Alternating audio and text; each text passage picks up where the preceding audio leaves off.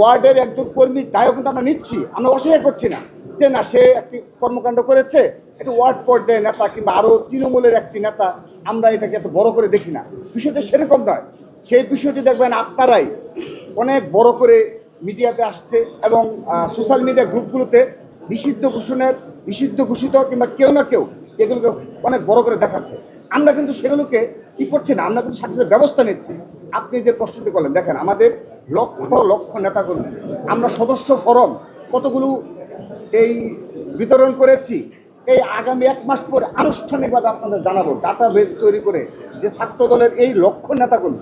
এখন সেখানে কিংবা একটা ছোট একটা ইউনিটে কিংবা কেউ যদি এই ধরনের কোনো প্রকার কোনো স্লোগান দিয়ে থাকে, আমরা তাকে তাৎক্ষণিকভাবে নিবৃত্ত করব এবং আগামীতেও যদি এই ধরনের কোনো প্রকার কোনো এই আমাদের মানে যেটা আমাদের সাথে যায় না এবং আমরা নতুন ছাত্রছাত্রী চালু করছি, সেখানে এই ধরনের একেবারে লক্ষ লক্ষ নেতাকর্মীর মাঝে 1 কিংবা 2টা এক্সাম্পল আপনি দিতে পারছেন, আপনি উল্লেখ করেছেন, আমরা সেটাও পুরোপুরি নিরুৎসাহিত করি। এবং কখনো এই ধরনের স্লোগান না, এই ধরনের কোনো মানসিকতা আমরা পোষণ করি না।